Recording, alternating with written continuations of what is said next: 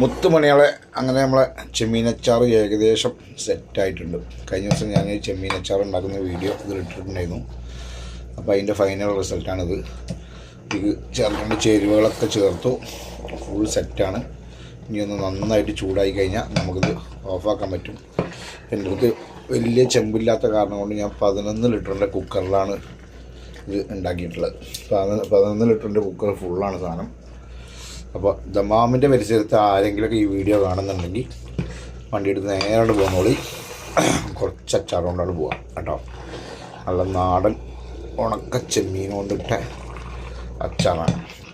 അപ്പോൾ ആർക്കെങ്കിലുമൊക്കെ ഇതിൻ്റെ റെസിപ്പി ആവശ്യമുണ്ടെങ്കിൽ കമൻറ്റ് ചെയ്തോളി, അല്ലെങ്കിൽ ബയോലിൻ്റെ നമ്പറുണ്ട്, അതിൽ വാട്സപ്പ് ചെയ്തോളി കേട്ടോ. ഇതിൻ്റെ നമ്പർ ഞാൻ തരാം. ഓക്കെ, റെസിപ്പി ഞാൻ അയച്ചു തരാം. കിടുക്കാച്ച് കിർമ